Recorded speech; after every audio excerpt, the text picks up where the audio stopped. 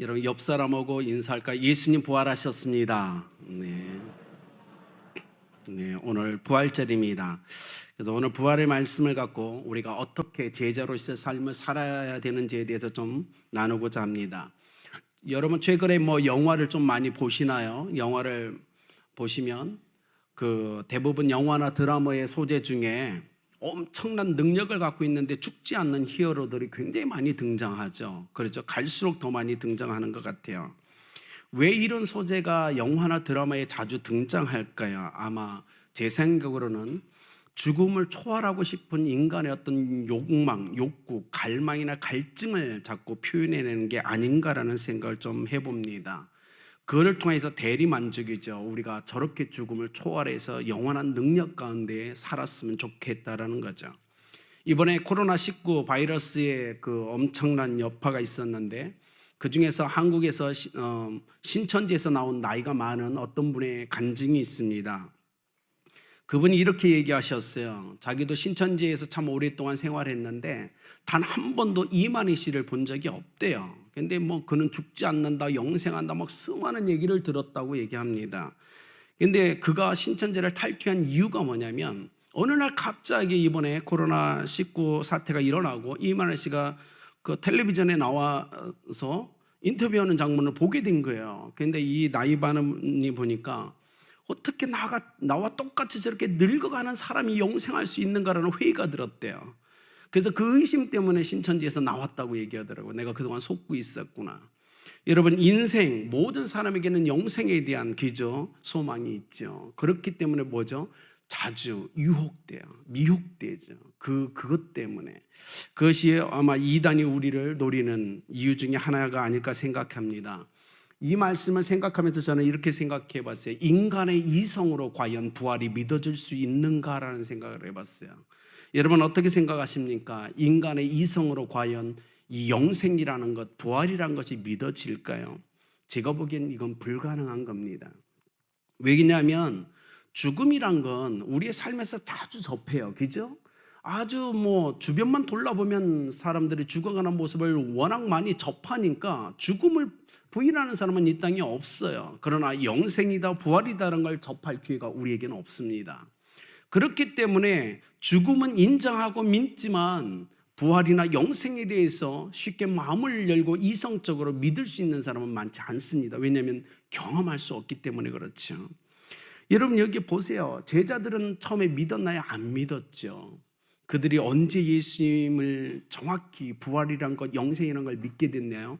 부활하신 예수 그리스도를 만난 후에, 그리고 성령이 그들 가운데 부어졌을 때 그들이 부활의 증인이 되기 시작했습니다. 쉽게 말하면 이곳에 있는 어쩌면 교회 밖에 있는 사람들이 영생이다, 부활이다라는 걸 믿을 수 있는 건 제가 보기엔 하나입니다. 주님을 만나고 경험할 때, 그리고 성령의 역사심, 기름 부심이 임할 때만 이 부활은 이성을 초월하여 믿음의 영역 가운데 믿어지게 되는 겁니다. 여기 한번 볼까요? 오늘 예수님이 왜 부활하셨을까요? 여러분 이런 질문 많이 던지죠. 제가 이 말씀을 묵상하면서 이렇게 생각했어요. 예수님이 부활하신 건 우리가 영원한 소망을 갖고 인생을 살아가는데 거기에 대해서 맞다라는 응답이 아니었을까라는 생각을 해봤어요. 주님, 저 예수님을 믿습니다. 저 영원히 살 수 있죠? 거기에 대해서 예수님이 부활하심으로 우리에게 맞아라고 직접적으로 증명해 주신 게 이 부활의 사건이 아닌가라고 생각해 봅니다. 그런데 놀라운 건 성경 전체를 보면 죽지 않고 부활할 수 없다라고 얘기합니다. 죽음을 통과해만 부활의 그 맛을 본다고 얘기하죠. 그래서 성경 전체를 통해서 신약성경에 보면 끊임없이 예수 믿는 사람들을 통하여 뭐라고 얘기하죠? 향하여 죽어라, 죽어라, 끊임없이 죽어라라고 외쳐요. 그죠? 끊임없이 한번 여러분 복음서를 끊임없이 읽어보시고 서신서를 읽어보세요. 끊임없이 예수 그리스도를 믿는 우리를 향하여 죽으라고 계속 외쳐요. 이유는 뭐죠? 우리가 미워서 그럴까요? 아니죠. 부활을 경험해야 되기 때문에 먼저 죽으라고 얘기하는 거예요. 그것이 협박이 아닙니다. 우리에게 희망이기 때문에 그래요. 끊임없이 성경 전체를 통하여 우리에게 죽어야 된다, 죽는 사람만이 부활을 경험할 수 있고 그 임재 가운데 들어갈 수 있다고 얘기하는 거예요. 그렇기 때문에 사랑하는 여러분, 우리는 죽음을 두려워하면 안 됩니다. 죽음을 맛본 자만이 부활의 영광에 들어갈 수 있기 때문에 그래요. 오늘 예수님이 그걸 우리에게 이야기해 주고 있습니다. 오늘 말씀을 통해서 우리가 부활의 신앙을 갖기 위한 세 가지 교훈을 좀 얻고자 합니다. 오늘 나오는 이 여인들의 모습 속에서 첫 번째는 사랑과 열정의 소유자가 되어야 된다는 걸 우리가 깨닫습니다. 여러분, 안식일이 언제부터죠? 금요일 날 일몰에서 토요일 날 일몰까지가 안식일이에요. 그죠? 오늘 성경에 보니까 안식 후 첫날이라고 얘기합니다.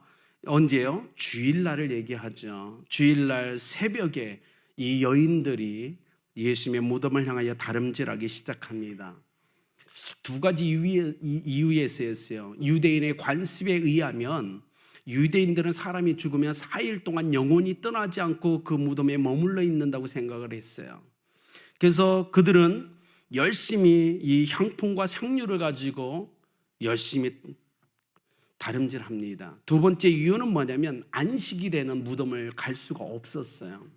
그래서 안식일이 지난 다음 날 새벽에 불이 났게 향품과 향유를 들고 예수님의 무덤을 향하여 달려갑니다.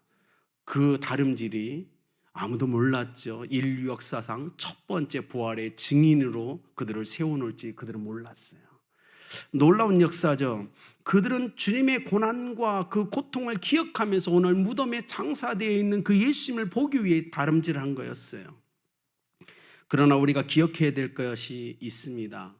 여러분, 십자가와 예수님의 무덤, 그곳에서 주님의 고통과 죽으심, 장사 지냄을 우리가 묵상하는 건 좋은 거예요. 그러나 우리의 삶 속에서 승리의 삶을 살기 위고 능력의 삶을 살기 위해서 우리가 찾아야 될 분은 부활하신 예수 그리스도라는 사실을 잊으시면 안 돼요. 많은 사람들이 자꾸 십자가에 머물러 있고 무덤에 머물러 있어요. 여러분, 그거 갖고 인생 승리하지 못합니다. 제자들이 승리할 수 있는 비결을 찾으려면 부활하신 예수 그리스도를 만났고 그분과 동행했기 때문이라는 사실이에요. 우리가 십자가에 나가야 됩니다. 무덤 가운데 나가야 돼요. 그곳에 철저하게 나의 자아를 못 받고 장사 지내야 되며 나의 죄와 육신의 정욕들을 못 받고 장사해야 되는 건 맞아요. 그러나 승리의 삶을 위해서는 철저하게 부활하신 예수 그리스도를 만나며 동행해야만 된다는 사실을 잊으시면 안 됩니다. 오늘 본문 전체를 통해서 한번 보십시오. 이 여인들이 부활의 믿음이 있어서 무덤을 향하여 달려갔습니까? 아니죠. 그들은 예수님이 부활했다는 사실조차 몰랐어요. 그들이 오늘 이 새벽에 불이 나게 달려갔던 이유 중에 하나는 뭐죠? 오늘 성경에서 이야기하는 것처럼 그리스도에 대한 사랑과 열정 때문에 달려갔어요. 그 하나, 예수님께 대한 끊임없는 사랑과 열정이 그들을 일으켜 세웠고 다름질하게 만들었어요. 부활이 아니었어요. 그들은. 그래 놀랍게 주님께 대한 순수한 이 사랑과 열정이 그들을 부활의 증인으로 만들어버립니다. 그리고 인류 역사상 처음으로 부활을 경험케 하는 그 놀라운 인물들이 되게 만들어버렸죠.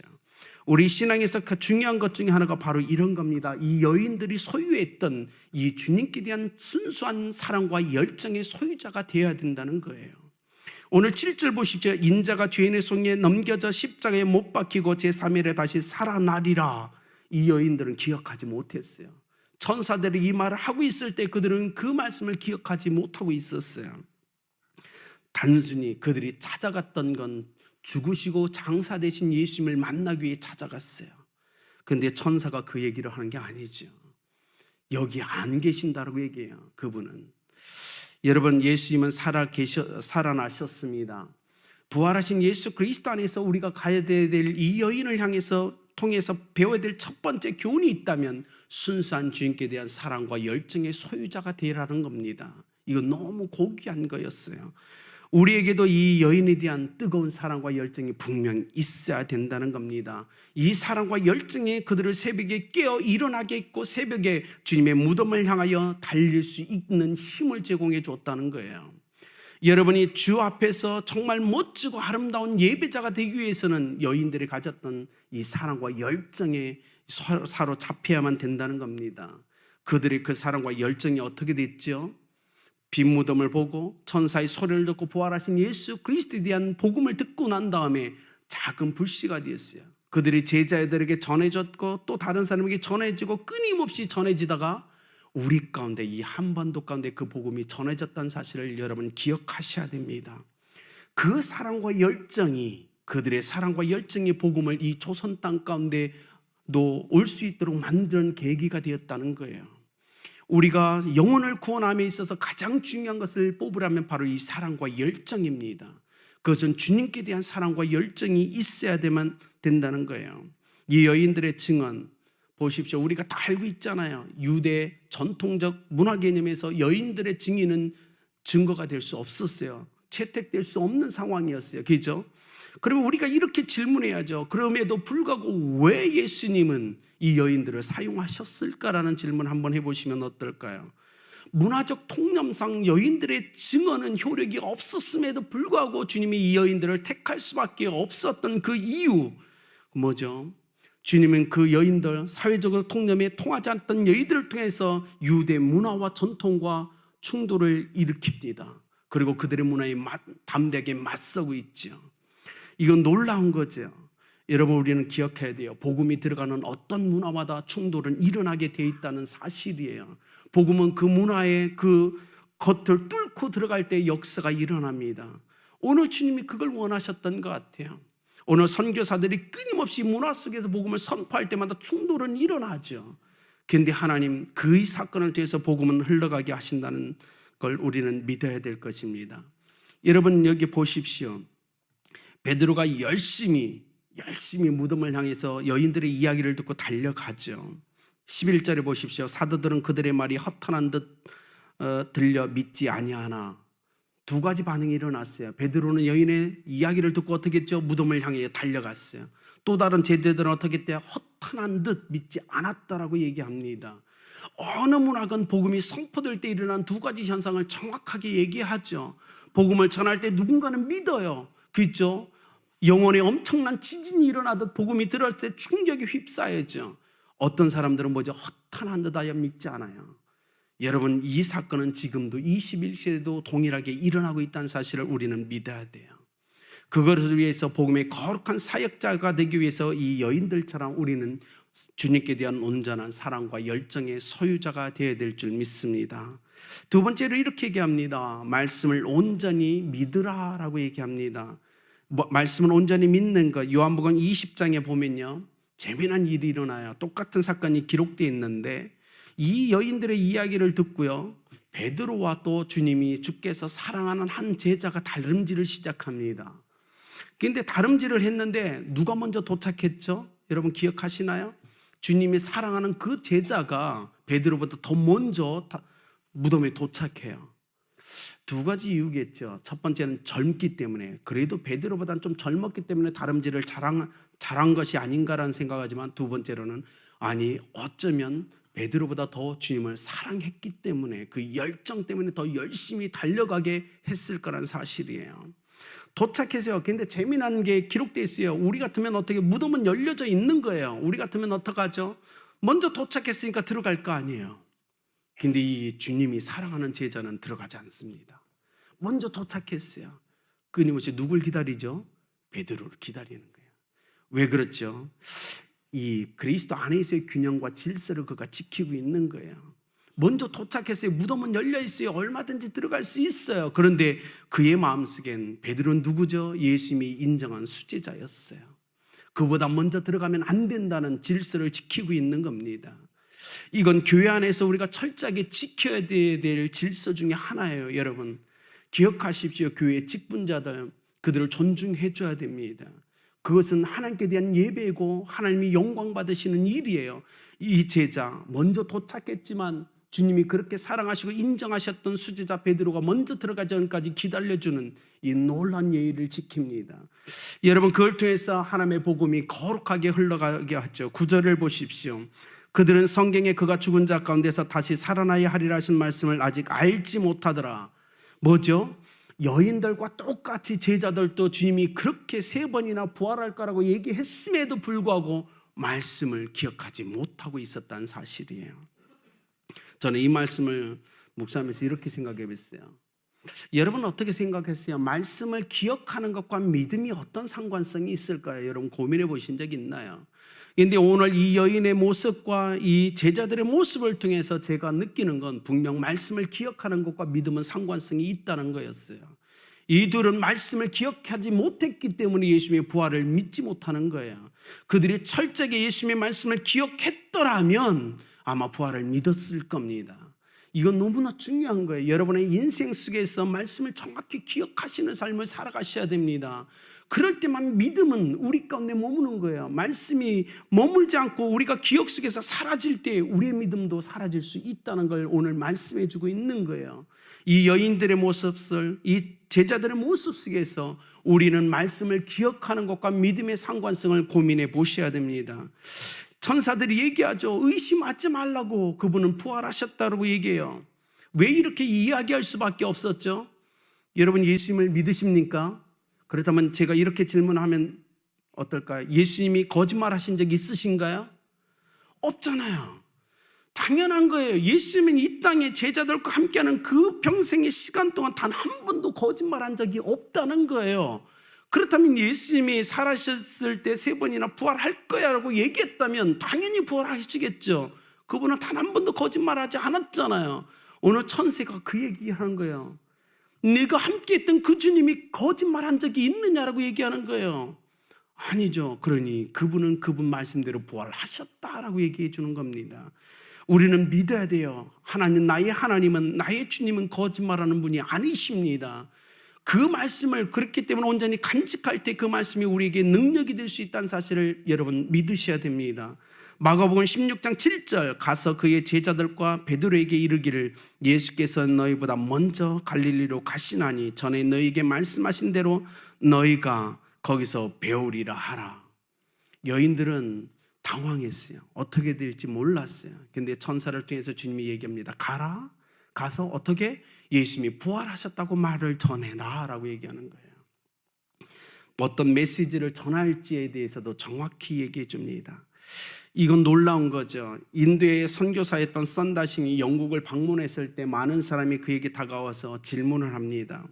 오랫동안, 그렇게 오랫동안 믿었던, 당신이 신뢰했던 전통 힌두교를 버리고 기독교로 개종한 이유가 무엇입니까? 라고 질문했어요. 그때 선다싱이 이렇게 얘기하는 거예요. 예수님이 부활하셨고 지금 살아계시기 때문에 그렇습니다 라고 얘기해요. 여러분, 우리가 예수님을 믿는 이유가 뭐일까요? 그분은 부활하셨습니다. 그리고 그분은 살아계십니다. 그렇기 때문에 우리가 믿고 신뢰할 수 있는 거예요. 여러분, 이 부활의 믿음을 지켜내시기를 축복합니다. 오늘 이곳에서도 가정에서 예배드리는 우리 성도님들 중에 부활의 믿음이 없으십니까? 그 은혜가 필요합니까? 그렇다면 기도하십시오. 그 은혜를 달라고. 그건 너무나 중요한 거예요.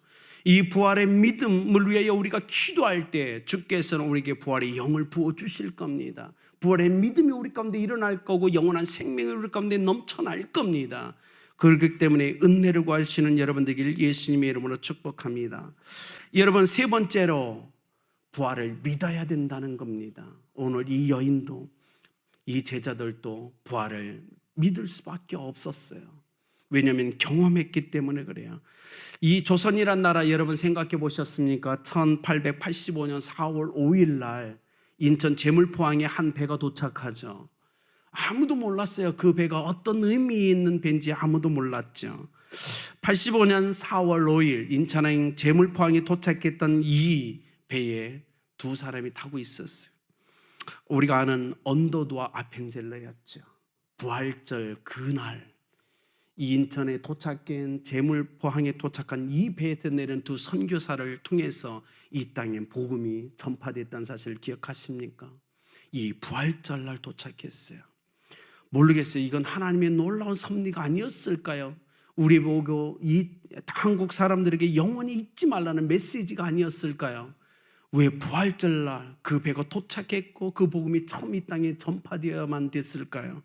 그들은 선교지에서 미국의 선교 편지를 쓰면서 이렇게 썼어요. 우리는 부활절에 이곳에 왔습니다. 그날 사망의 철장을 부수시고 부활하신 주님께서 조선 땅의 결박을 무너뜨리셨습니다.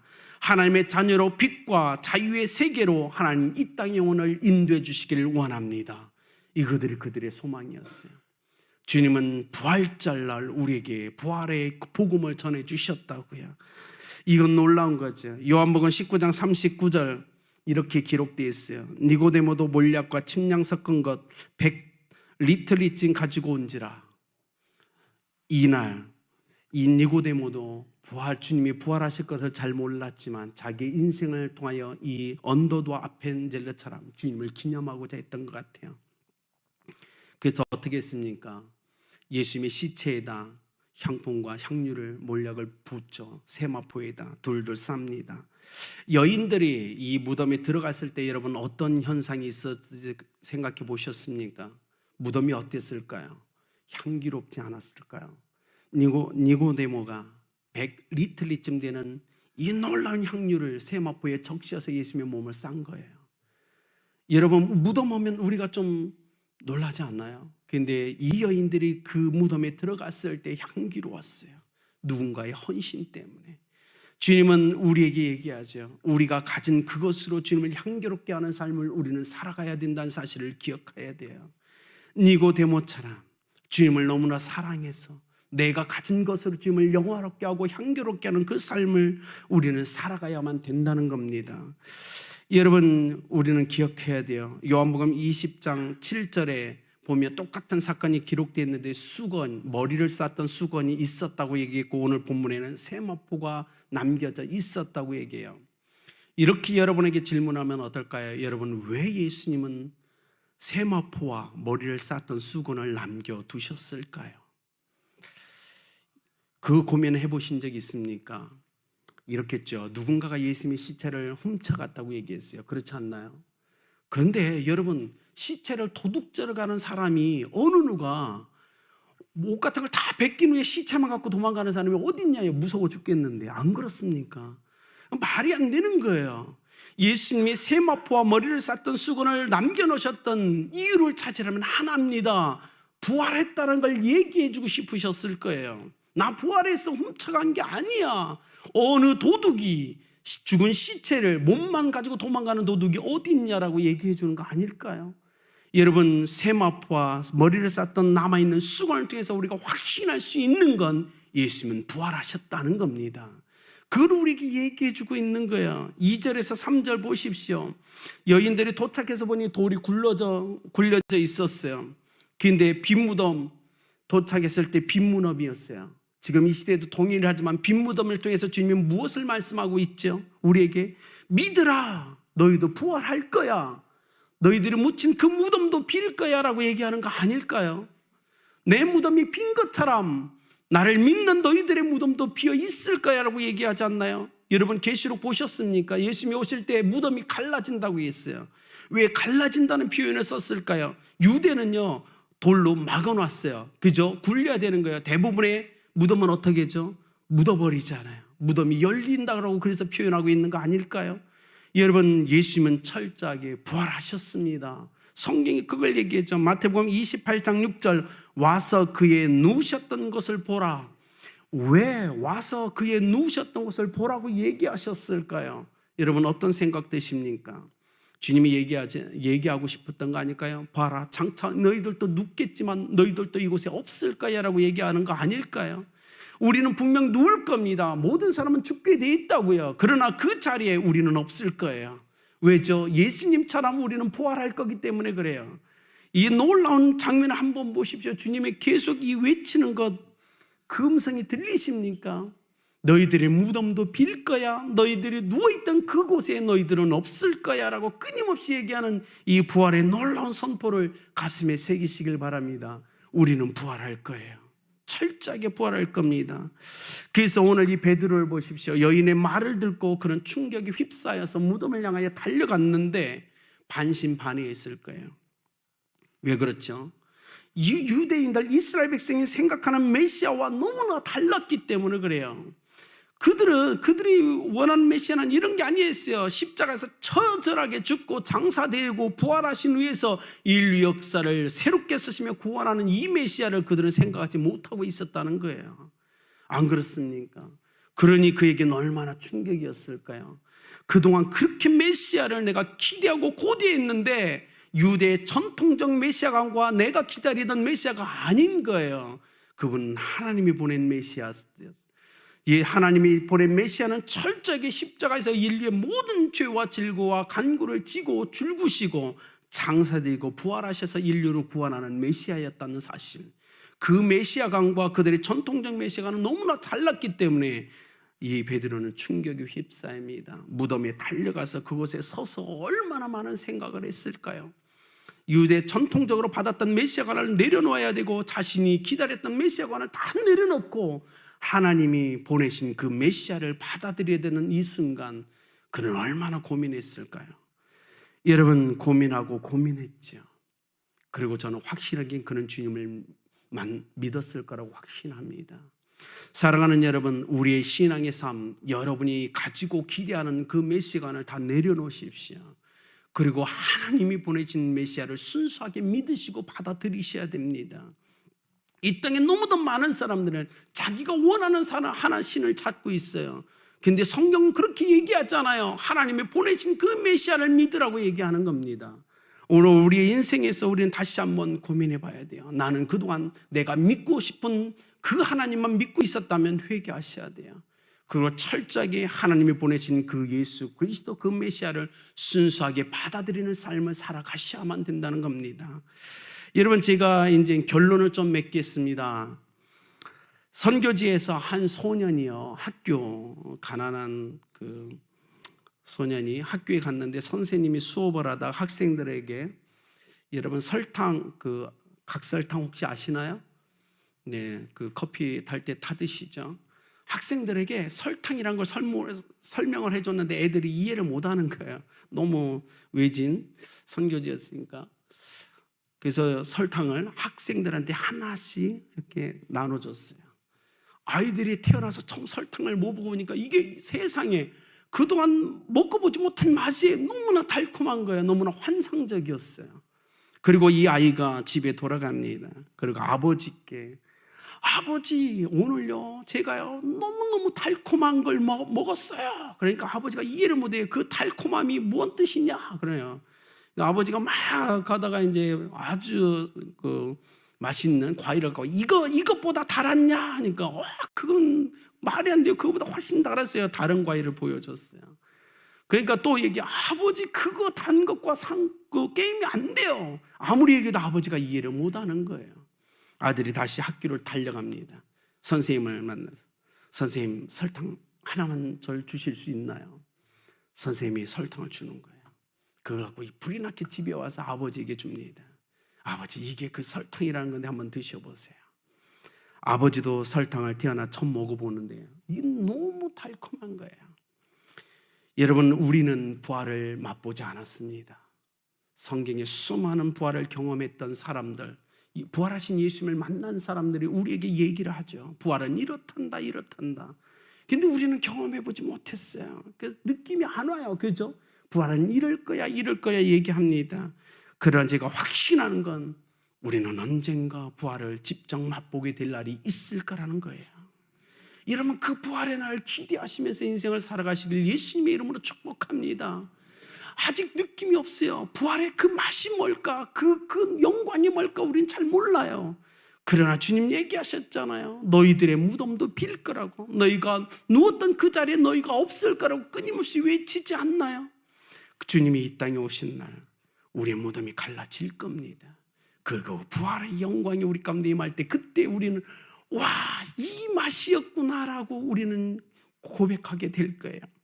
이곳에서 예배드리며 가정에서 예배드리는 우리 모든 성도님들, 부활의 이 능력 가운데 이 생명을 소유하고 주님과 동행하시는 여러분 되길 예수 그리스도의 이름으로 축복합니다.